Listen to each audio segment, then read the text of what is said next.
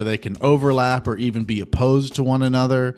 Um, I think that if you encase that act of telling the truth and having a sense of humor in like this, encase it in love, that sets your intentions with you going about telling the truth or making jokes. It's like if you can genuinely love existence and love the people around you and love yourself, like just love the whole thing as much as you can, move towards that.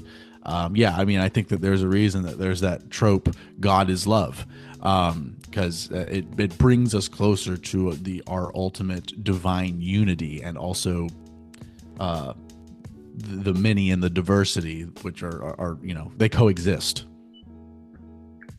I mean, me personally, I think it's beautiful what you said because it highlights the very. I've been, just paying attention to the unconscious for a while now. Just tapping into my Carl Jung and a little Mm. bit of Freud and stuff like that.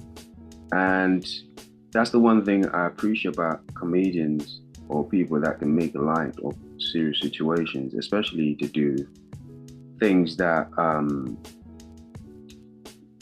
it might not necessarily be it's a heavy subject, but we find ways to sort of kind of make it light and make it a bit more palatable. If not for ourselves, at least for the people around us or society. Because ultimately, this is the only way that we end up growing, evolving, which is ultimately what we're here for. And when you evolve, the only thing that lives longer than us or is our culture. Mm. And, the one thing, I think that's the one way we somewhat contribute to each other all the time is the fact that, we come and we add or we contribute to the culture in terms of like we make it better enough so that it continues to evolve over time. So when the next generation comes, they start, but not from the beginning. They start with an advantage to somewhat pick up where you left off and be Yeah, better than you were. You know, correct.